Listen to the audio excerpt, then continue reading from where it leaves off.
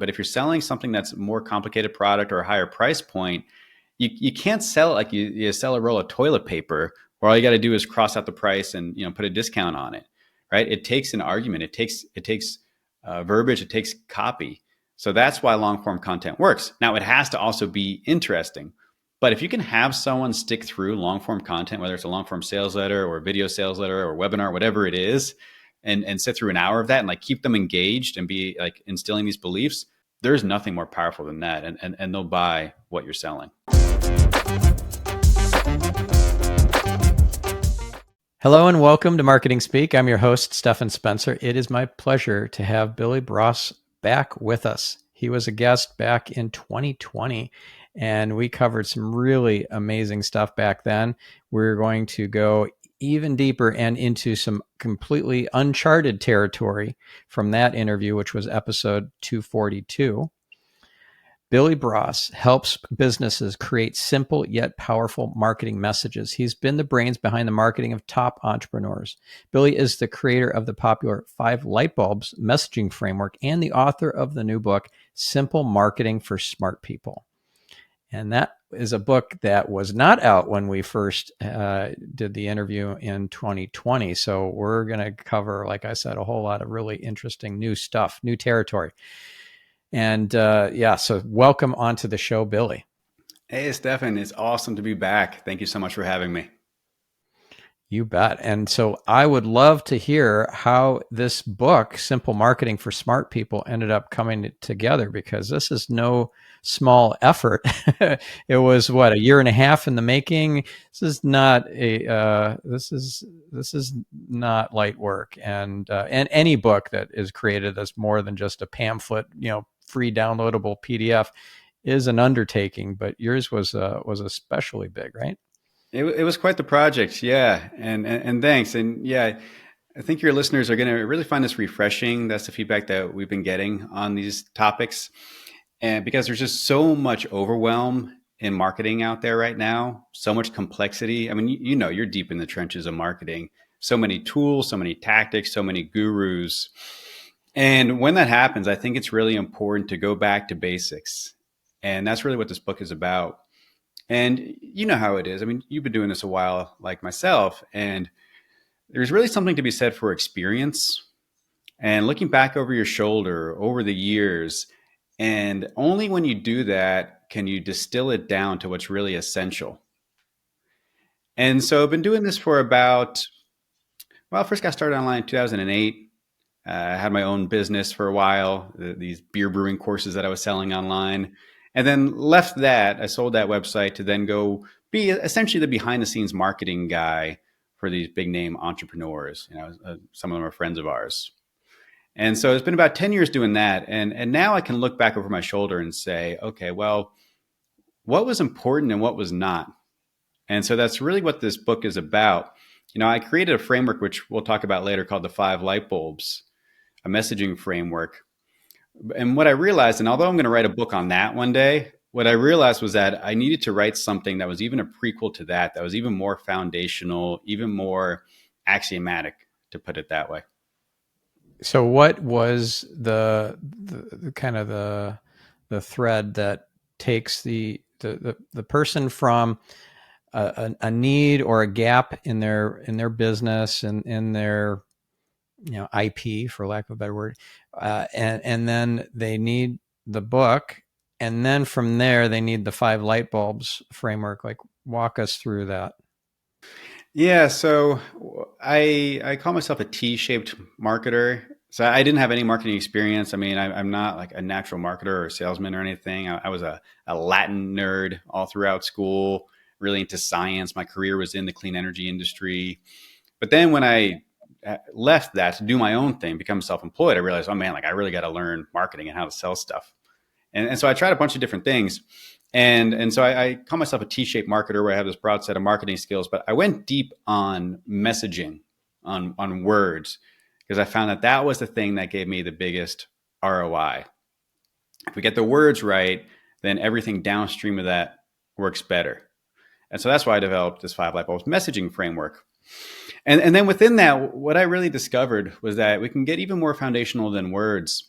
And what it really comes down to is belief. And I found that oftentimes, if we're marketing something, we're just not on the same page as our prospects. There are assumptions that we are making, especially if you're like a lot of the people that I work with who are subject matter experts, where you have this thing that a lot of people know called the curse of knowledge. But and there's a lot of different places where that curse of knowledge comes into play, but it really wreaks havoc when it comes to marketing. Because you are so knowledgeable about your topic, you assume all these things. You assume that your prospect knows what you know. And so what I found was like, yeah, there's all these different things we can do in marketing, like social media platforms, SEO, even, upsells, downsells, countdown timers.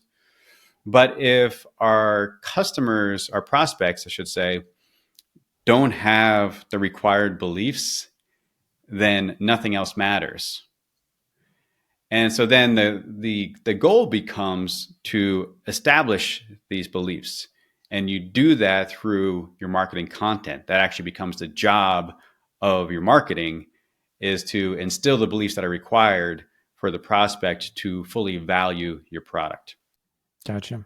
So let's dig deeper into the principles of the book and why our listener really needs to read it. Like what will be the outcome, and what will be kind of like some of the tangible benefits for this listener or viewer. Yeah, so you might think about, I'm speaking to the listener now, you might think about some of the, I don't want to say the bad questions that your prospect asked, but you might say that. You might say they ask bad questions. You might say they asked even dumb questions. But the point is, like, people don't really know, your prospects don't really know what's important. And so you don't want to assume anything.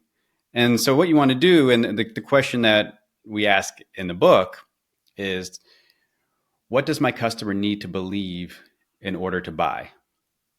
Another way you might ask that is, what do they need to know so that my option, my product, is the only logical choice for them? And so when you ask that question, it has this magical effect where it starts to surface all these assumptions. What needs to be true? What needs to be true? Well, they need to believe this. They need to believe this. They need to believe this. And it goes back, you probably heard this Peter Drucker quote, Stephan, which is, the goal of marketing is to make selling unnecessary. Mm-hmm. And so that I connected those dots and said, oh, well, that's what he's talking about, really, where if your prospect really does believe all these things, and we can go into an example in a minute if you want, and we're on the same page about everything, well, then when I make my offer finally and say, here's what the price is, it's really a no-brainer for them. And what you find is that if you don't do that, if they're not on the same page as you and they don't have those required beliefs, then when you go to make that offer, you hit that resistance that we so often hit. And then it's no surprise that even when you throw them a coupon, it still doesn't work as well as you expected. Because if they still don't know how to properly value what you do, it doesn't matter how many discounts you give. And the people you do get from the discounts, how good a long-term customer are they going to be? Right. So I know you address certain beliefs that have to be instilled or aligned with in order to circumvent the need for discounts and freebies, free shipping, all that sort of stuff. People will pay for value, but they have to believe in that value. So what are some of these beliefs that we need to instill, and where are our typical business owners getting it wrong?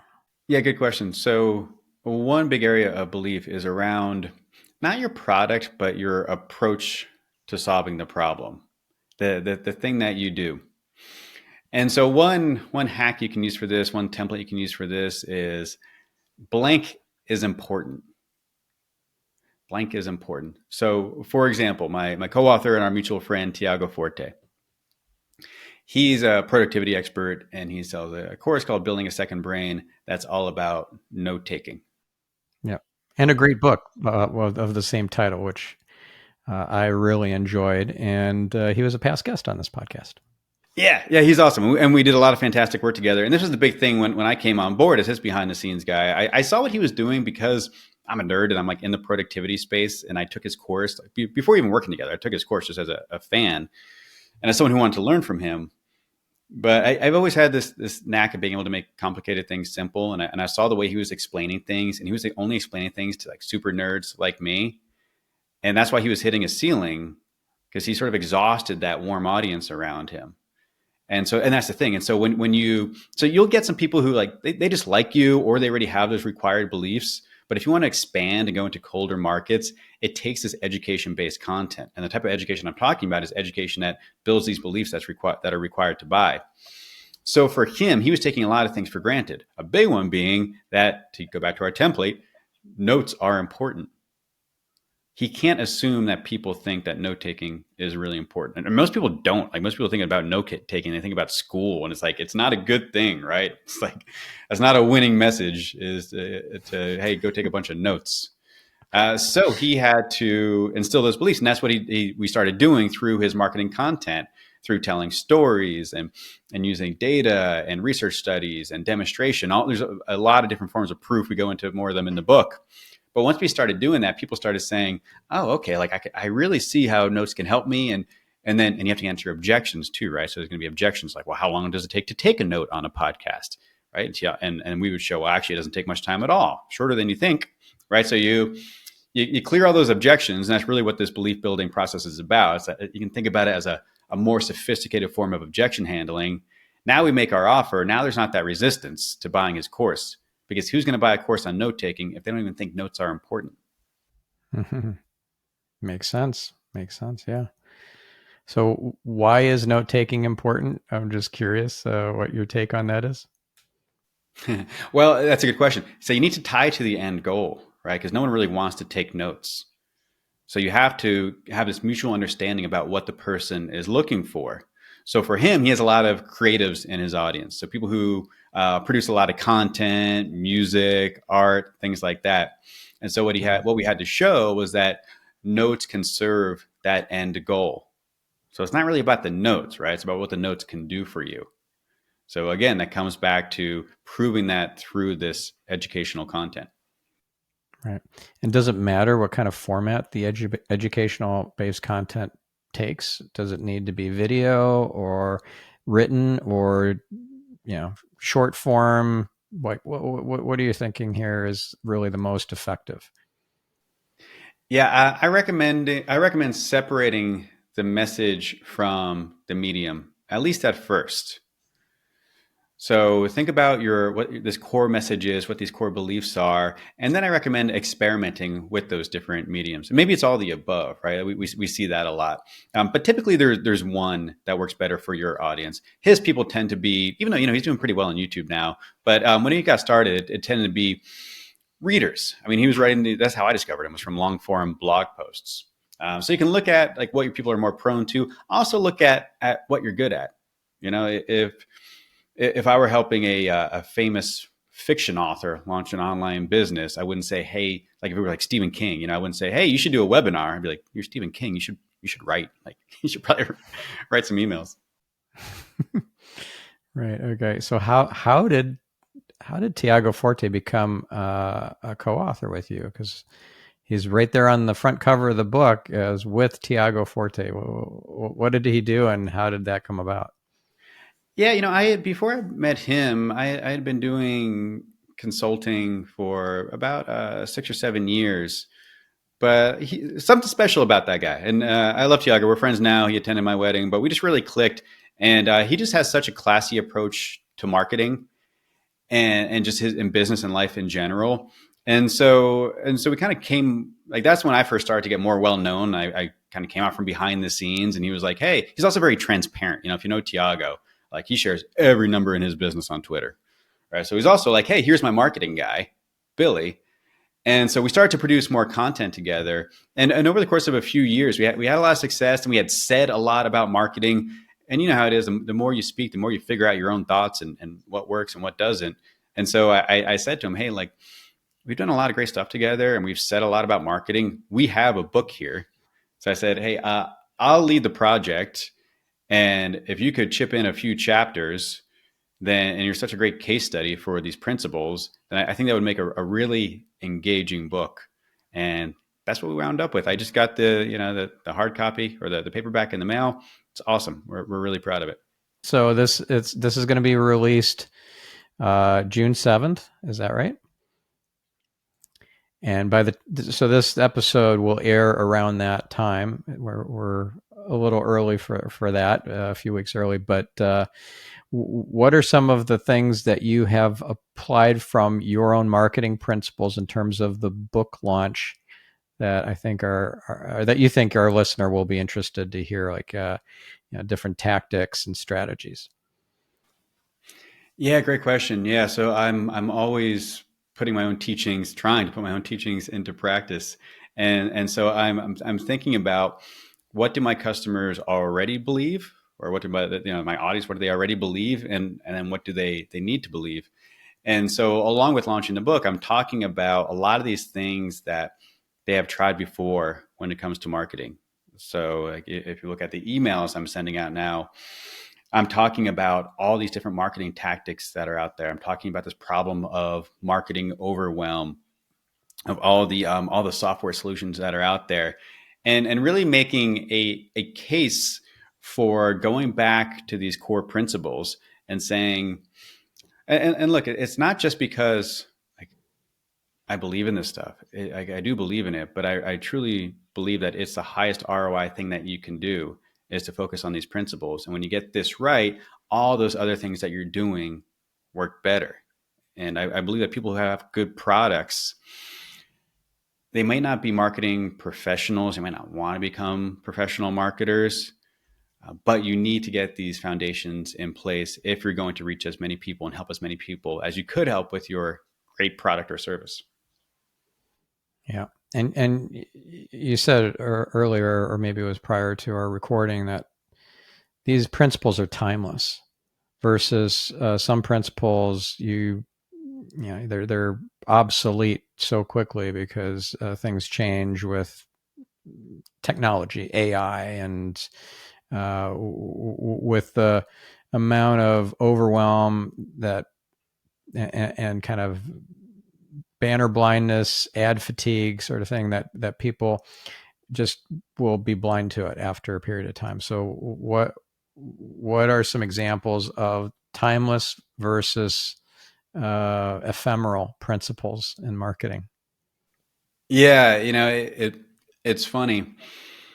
So I got into copywriting, right? So I had to sell these beer brewing courses, and I said, okay, well, it looks like the words are the big needle mover here. I can try all these different plugins on WordPress, but if I just rewrite a headline, then I can double my sales, and like that's less overhead to just rewrite something than go through all the software. And so I got into copywriting, and what I discovered was that like even a lot of copywriters don't know what they're doing, and I don't mean they're not having success. I mean they don't know the skill set that they're employing.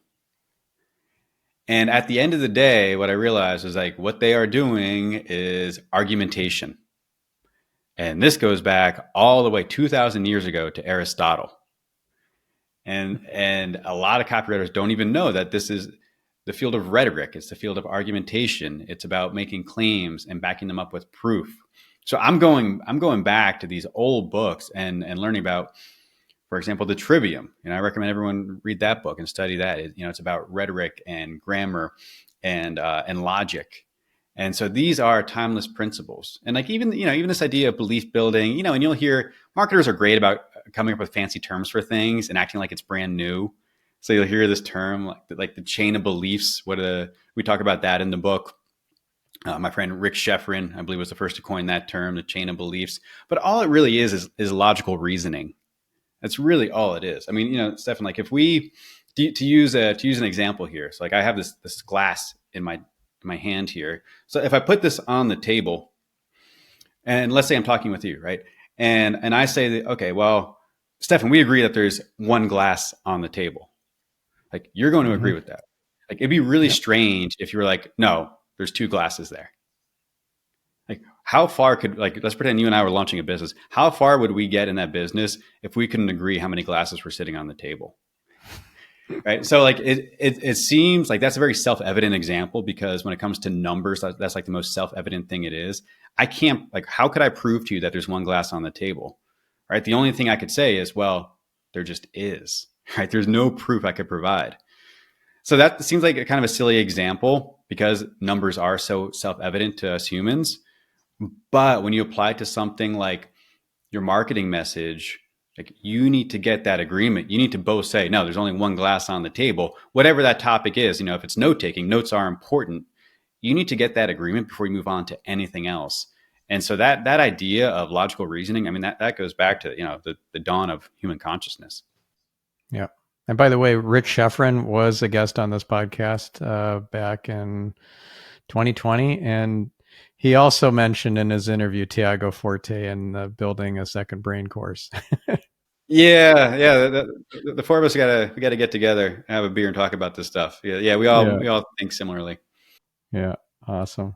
So, what would be a ephemeral principle that you're tired of hearing about, like especially in the age of AI?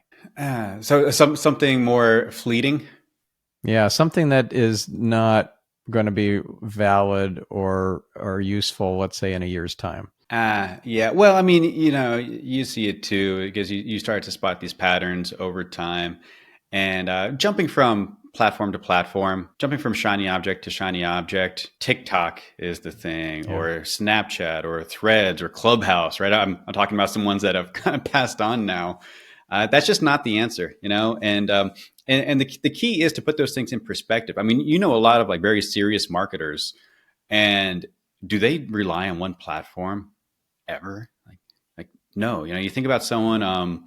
Or even just one format, right? So short form video is the thing, or micro posts like Twitter, X. Those are the thing, or email newsletters. The money's in the list. And everything keeps shifting, and so you chase after one thing, and then the new thing comes, and what you're doing is obsolete. Exactly. Yeah. And I love that you brought that up. I mean, think about TikTok. They keep expanding the duration of those videos. It's like, they're like, oh man, maybe this long form content thing does work. Right. So like that's a huge one I've seen too, is like long form content is dead. It's like, are you crazy?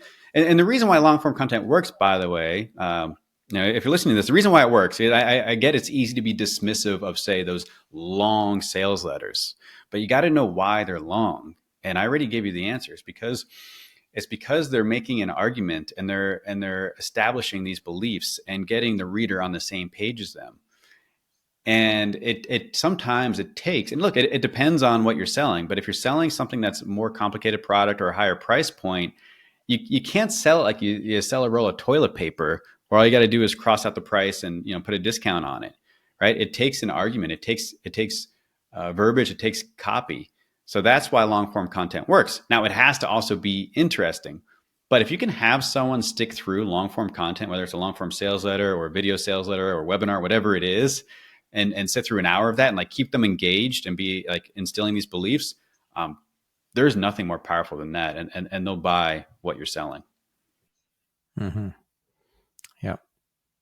Now, are you working on different kinds of, I don't know, auxiliary add-ons to your book? Let's say worksheets or planners, guides, downloadable tools, templates, anything like that to further add value and get email addresses for your book purchasers?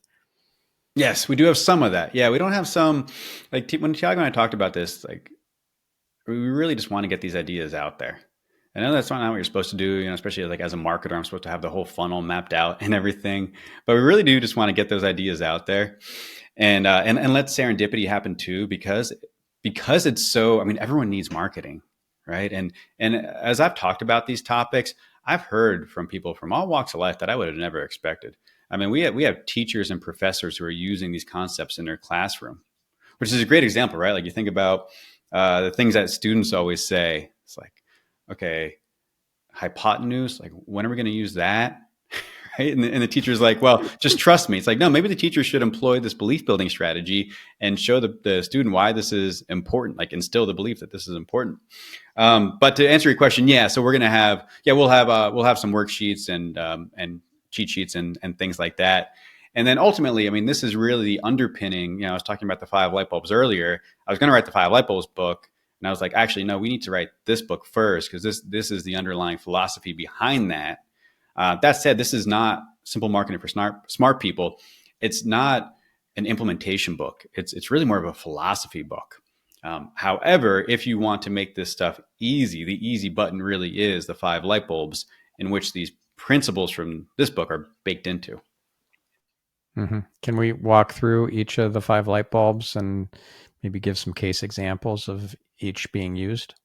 Yeah, absolutely. Yeah, and I encourage people. I'm a very visual thinker, and so I hired an illustrator who you know very well, Stephan, to bring this idea to life. So we created a whole world. There's characters. There's a bear. There's an owl. So go to fivelightbulbs.com if you want to see those illustrations by our friend Matt.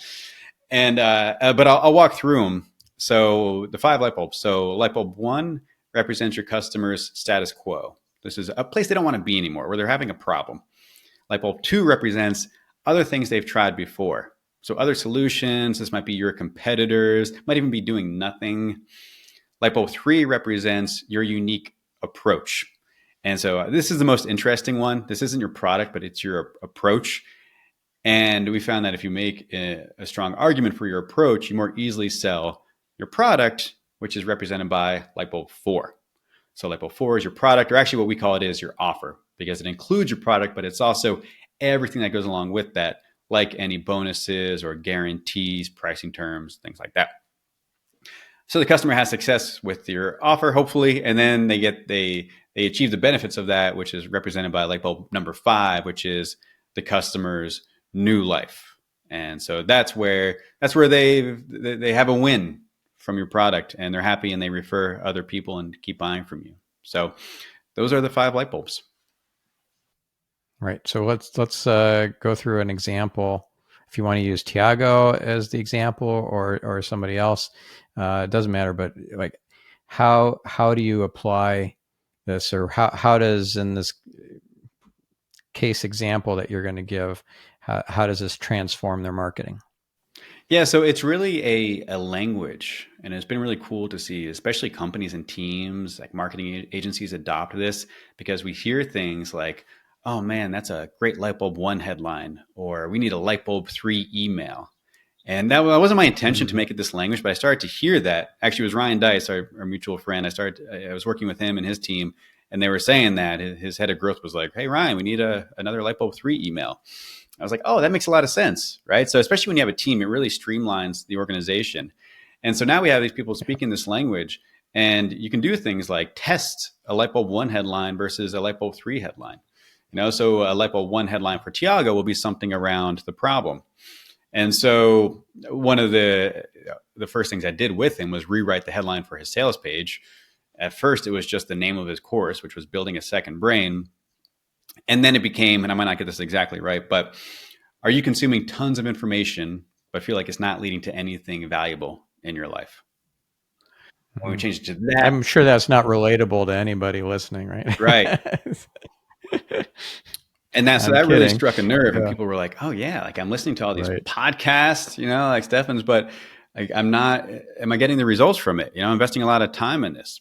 And so that's it for him. What we typically find, you got to test the light bulbs. And what we typically find is that there's one light bulb for you that will just resonate more than all the other ones. And for Tiago, it happened to be that light bulb one. So once we saw that, we doubled down on that and started putting out a ton of light bulb one content. And people really felt seen and heard. And that made them much more open to hearing the rest of his light bulbs, including his course offering. Right. So where does Tiago also incorporate other light bulbs besides light bulb one into his marketing? Yeah, all throughout his marketing material. Yeah. So what we do and what he's done is create what we call a messaging map. So like this is what we do for clients, is create a messaging map which contains your core messaging. So I distinguish that from copywriting. I distinguish there's a distinction between messaging and copywriting. Core messaging, it's more like a brand manual but instead of your visual identity, like logos and fonts and everything, it's that core persuasive language you need, including all the beliefs that are needed. And so once we have that, then we can distribute that downstream to all these marketing assets, like your emails, like your sales pages and such. So for Tiago, yes, him and his team are incorporating these different light bulbs into all those marketing assets. And again, it takes testing. So I recommend experimenting with the different light bulbs. And if you do that, you're going to fill in a lot of gaps that you have, but also find some winners for you as well that you can really double down on. All right. So let's take light bulb 3 as a different light bulb. So it's quite clear that Tiago, from what you're saying, Tiago favors light bulb 1 as far as marketing. So he wants to really get the customer status quo dialed in, the visitor, the prospect kind of feeling the pain of, this is where I'm at, like dig in, really turn the screw or whatever the analogy is. But you can't just operate off of one light bulb alone. So there's going to be, let's say, light bulb 3, the approach. Maybe he has on his website case studies or some before and afters, whatever, which covers light bulb 1, but also covers light bulb 3, and even probably light bulb 5, the new and improved life that the customer or the reader of the book or the online course taker has after implementing. So what would be an example of either, like, say, light bulb 3 or light bulb 5 being applied into Tiago's IP? Would it be? Yeah, so light bulb 3 for him would be his method of note taking. Okay. And it's interesting because this stuff is not a snapshot in time. The market evolves. And so although it was light bulb 1 for him when we first started working together a few years ago, that's evolved. The market has evolved. He was very early on the second brain scene. But now he has a lot of competitors and other people talking about note taking. You have all these tools now, like Obsidian and Roam and Apple Notes, Notion, and all these things. But I study these old copywriters, as you know, and one of my favorites is Eugene Schwartz, and he talks about this in his book Breakthrough Advertising. That he noticed that when the market becomes more saturated, like Tiago's market is becoming, the messaging has to shift, and it has to shift from the promise to how the promise is achieved.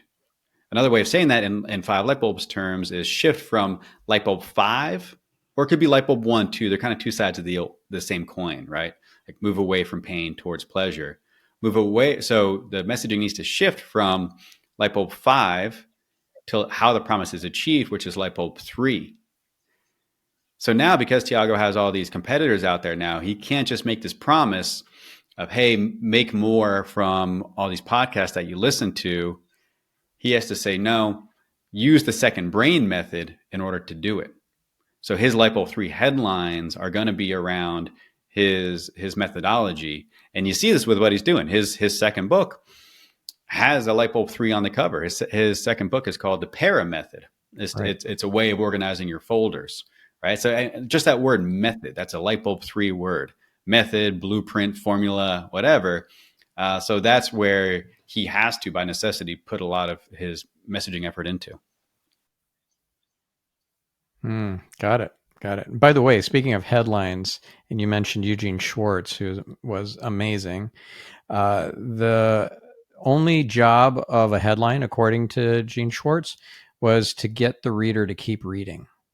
That so simplifies what your job as a copywriter or an advertiser is with writing ad copy. Just get them to keep reading. Don't get them off track or bored or otherwise disinterested. So, yeah, I love that. I love that you brought that up. Yeah. And that advice is such a microcosm. What you said, that Eugene Schwartz advice, exactly. The headline is to get them to read. The goal of the headline is to get them to read the next line. And then the goal of that line is to get them to read the next line and the next line and the next line, which goes back to what we were saying about why long form content is so effective. Because if you get them to read all those lines, then you're in a very good position to make the sale.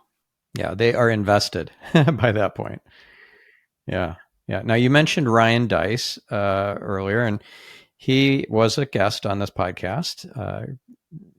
Brilliant guy. So I would love to hear some examples of Ryan Deiss and DigitalMarketer applying the five light bulbs and your methodology or your ideas and systems in their marketing, because they're really, really switched on. Tiago is a great example too. I think it'll be an interesting kind of juxtaposition to share some examples of Ryan and his team using your method. Yeah, and Ryan's awesome. I've gotten to know him pretty well over the past few years. He's been a great mentor, and we actually connected around when I was developing the five light bulbs, and so he helped inform that framework, and I'm very grateful for that. And then used it himself, and we used it more on the scalable side of things than the digital marketer side of things, although they're using it there as well.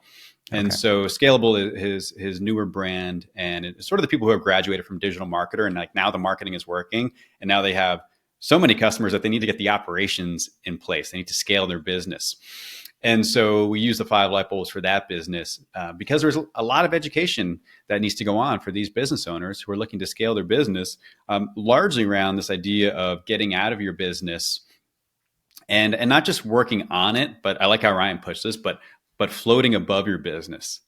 And he's a great example of this. I think he's scaling like 6 different businesses right now, and like still has time for a life and his family and all that. So there's a lot of education that needs to go along with that, and we use the five light bulbs to uh, produce that education based marketing. Yep. Awesome. So I know back in the day when you were pretty early on in developing of this framework, you and I had a call and you walked me through the application of the five light bulbs in my business. Um, do you remember that? Oh yeah, yeah. So what pops for you? What do you recall about that process, applying it to me and my marketing? And I know it's kind of an unfair question because that was like 4 years or 3 years ago now. But I'm just curious if anything pops for you, if you remember anything from our process of working together over those hours where you were applying your five light bulbs framework to my business and my marketing, because we had met over several hours to go over that, and that was a really cool process. I remember. So yeah, what do you remember about that? Yeah, well, some of the details have vanished from my mind by now, but I do remember one thing that you obviously have going for you is your experience doing this, and so I remember that was a big thing that we were leveraging, and you can look back, and this is a key thing is to when you have experience in your field, hopefully you do, you can look back and connect those dots for people and say, okay, well, this is what I tried before. And this is what I did in my, you're kind of like a mad scientist, I would say, Stephan, in your workshop, figuring things out, experimenting. And that stuff is valuable. People say that like experts say that your customers, your prospects don't want to know how the sausage is made. But I just don't think that's true. And I think that's pretty self-evident because Lightbulb 3 describes how the sausage is made, right? Like I was saying with Tiago, his approach to note-taking, he needs to emphasize that because he can't just make the same promise as everyone else. It's like, why do we have so many winning ad creatives with Lightbulb 3s on them? Or, as Eugene Schwartz would call it, a unique mechanism. Same thing for you, right? So I remember going through the way that, like, the criteria by which people buy SEO and having essentially a checklist with you. It's like, look for this, look for this, look for this. So like for you, we were coaching people on being a better buyer of SEO. And by exposing that process, like, yeah, people are going to say, oh, well, there's this mad scientist, like there's a method to his madness. I'm going with him. Right. Yeah. Yeah. It's awesome stuff. So, um, we met back in, I think, 2018 or something like that. Does that sound about right? 17, 18, something like that. Yeah. Yeah. And you've been, you were at least at the time involved in the Metal Mastermind. Yeah. And I don't remember how we met exactly, if it was one of the Metal members introducing us to each other. Do you remember? I think it was through Metal. Yeah, I think it was through a Metal meetup. I remember you spoke at one of the events, and I think that was it. And I think I came up and spoke to you after. Yeah. Yeah. Awesome. So, what kind of masterminds are you active in these days, if any? Are you still in Metal? Are you still active there, or what have you moved on to? No, I left LA. I stayed in Southern California. I like the weather, but LA was a little bit crazy for me, so I'm down in San Diego now. So there's a good marketing scene down here. So I go to meetups around here. I know it's not really known for its startup scene, but there's a cool startup scene that's growing in San Diego. And yeah, I go to still marketing events from time to time. I'm Ryan Deiss. Yeah, he has his marketing mastermind. That's the main one that I'm in. Okay, so you're in Scalable then. I'm in the M3 mastermind, the marketers mastermind. So what's the difference between scale? Like he has the mastermind war room. Is that still going, or has that been replaced? No, they don't have that anymore. So they have M3, which is it's a lot of marketing agencies and independent marketers like me, and I work with marketing agencies. And then Scalable is more business owners looking to scale. Got it. Okay. What's the best thing that you've gotten out of being in Ryan's M3 mastermind? Oh man, just so many different perspectives. Like people who are just experts in topics that I am not an expert in, and people who have just been. And there's so many opinions online, and especially from people. I think especially now in the age of AI, there's so much curation, right? It's so easy to crank out content, but you don't really know what the experience is of these people and if they've actually done it before. So I really recommend everyone get in a room where you are not the smartest person, to repeat that old adage. And I am far from the smartest person in that room, especially in these areas where I don't have as much experience. So that's been a huge benefit of being in that mastermind. Cool. So I've been doing this podcast for 8 years, and I'm just curious to hear what pops for you as far as ideas to up level the podcast from a marketing and reach perspective using the 5 light bulbs and using the principles in your book, the Simple Marketing for Smart People book. So what pops for you? Yeah, that's a fun question. Yeah, well, one of the things we teach in the book is identifying the existing beliefs that people have. And so one thing that you might do is think about, because you've been doing it for a little while now, you probably have this warm audience of people who are pretty much on the same page as you and know what you know, or at least like believe in what you believe in. Like you don't need to do as much convincing. You might try going to a different market. It might be a certain vertical perhaps where they don't quite have those beliefs, and come out with some education-based marketing material that can instill those beliefs and sort of like you pull them into your inner circle, and that could be a cool exercise, and also just get you a whole lot more people and people that you hadn't had before. Okay, so let's play this out a little bit. So one of my clients is a law firm in Indianapolis, Yosha Law Firm. It's Jay Abraham's cousin, and we've been knocking it out of the park for him and his firm. We have a case study episode on this podcast, Brandon Yosha episode. We have a case study published on both netconcepts.com and on my stephanspencer.com personal site. So let's say that I'm trying to reach more law firms with this podcast and with my marketing in general. I'm not saying that I am. I'm just being hypothetical here. And we could utilize that episode and the accompanying case study as the Trojan horse, or as the starting point for their interest in the Marketing Speak podcast and Netconcepts as an agency. So what would be an existing belief that they have that we want to shift to one of my beliefs and my tribe's beliefs? Mm-hmm. Okay, so these are law firms that you help. Yeah. So like I said, I have that one example law firm that we're crushing it for them. And let's say I want to have more law firms as clients, but that's not a typical market for me. I don't have a huge bunch of law firm owners listening to this show. So, So yeah. what are one or two big myths that these law firms have around marketing or Hmm. believe around marketing? Maybe that it's pay to play. Maybe that you have to play dirty tricks in order to beat out your competitors, especially in the personal injury space. Like there's so much sketchy stuff happening in terms of the way that they're link building and other black hat tactics. Maybe they think they have to play those dirty tricks as well in order to compete.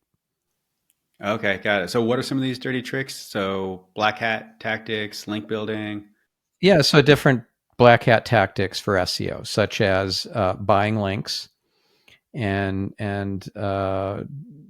doing essentially like doorway pages or spammy keyword repetitious type pages. You know, you're trying to target a geographical area with a particular service or a particular type of issue, let's say slip and fall. And so it's your area or a suburb of your area, and then slip and fall accidents, and all these different permutations. And you create all these spammy pages that just kind of talk about that in a repetitious way, just keyword stuffing. That's another black hat tactic. And so what's the to play devil's advocate? Like, what if I'm like, okay, well, like what's the problem with that approach? If I'm a lawyer, Yeah, Google will penalize you. Google will obliterate you from the search results. and do they not realize that? I think they would say that, well, I got to play a little dirty and hopefully not get caught in order to compete. Otherwise, I'm just going to be invisible in Google. Got it. Okay. Yeah. So I would go back even a step further. There probably are some people at that level of awareness. I would go back further. And it's going to be hard for you because you have the curse of knowledge and like you know SEO so well. But think about, do they even know what SEO is? You might ask yourself, how many law firms, if I were to say SEO, would even know what that stands for? You know, they might think about it in terms of, oh well, people can search for me on Google. That might be the extent of their knowledge around SEO. So if you start Right. talking SEO and backlinks and all, I would imagine it's a very small percentage of lawyers that know what the heck a backlink is. They're probably the more sophisticated ones. So your larger potential, the larger market, the extent of their SEO knowledge is probably, oh yeah, people can search for me on Google. So you need to dumb it down to that level and probably talk about the other ways that they're getting clients. This is their light bulb too, right? Like referrals. I don't know, like maybe they know like pay per click, buses, benches. Billboards. Yeah. Yeah. Yeah, things like that. I would talk at that level and lead with that kind of content before ever even getting into SEO. Hmm. So it'd be an example of that. Like billboards are actually going to kill your marketing. I don't know. Be kind of controversial or counterintuitive. Kind of, one way you can do it too is to even flip it around. You might even say how to crush it with billboards. You want to get your foot in the door, right? And it might mean sort of like, Yeah. holding back a little bit and leading with something else. And so you might do something like, yeah, like here's how people are crushing it with billboards. And you're like, okay, because if they're thinking that billboards are it, like you don't want to try to change that belief right away. You want to like play judo and go with the flow. So you're like, well, here's how to crush it with billboards. Yeah. Okay, now you know how to crush it with billboards. But we found that there's another way to get clients that actually gives you 10x the ROI that billboards give you. Do you want to hear about it? Right. And that might be the way that you then lead into SEO. Nice. I like that. Yeah. Or another alternative would be billboards plus Google, the 1-2 punch. Here's how to here's how to maximize the opportunity. Yes, exactly. Too. Yeah. And you buy a Yeah. lot of goodwill that way too. Because you're not just throwing. Yeah, and then you could target people who are already, spending a lot of money with billboards, like Morgan and Morgan. You see everywhere, pretty much every freeway in America that you drive down, you see a Morgan and Morgan billboard. So you could target those people that are clearly already spending a lot of money on billboards with this this pitch. I like it. I like it. That's a cool idea. Yeah. Let me know if you run with Yeah. that. Okay. Well, I love this conversation. Oh no, we're running out of time here. It's so just practical to apply what you're talking about in like in just the example we went through in the last few minutes. So what would be a good next step for our listener in terms of course, they should buy your book, but in terms of like applying some of the principles they learned in this episode today, what would be an example of something that they can do almost immediately?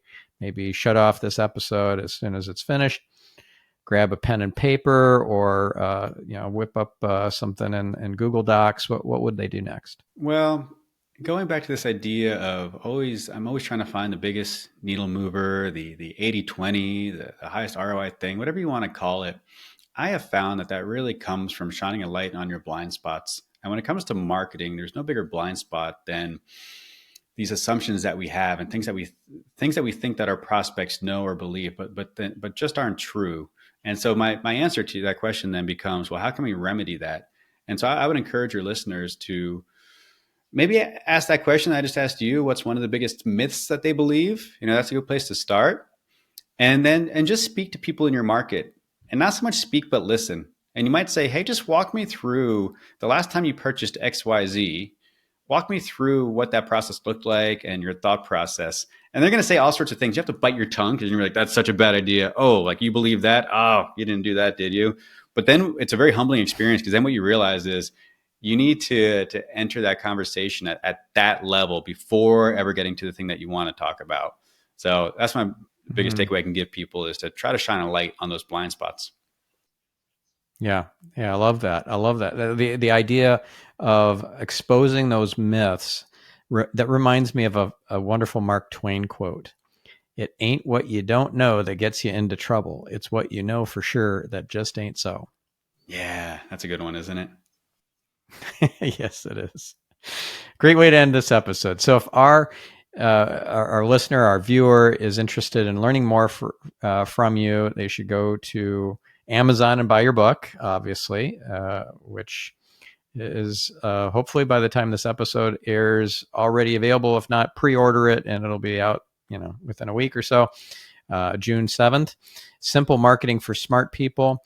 What else can they do to learn from you? Do you have an online course? Do you offer one-on-one coaching and consulting, or group coaching? Like how else can they give you money?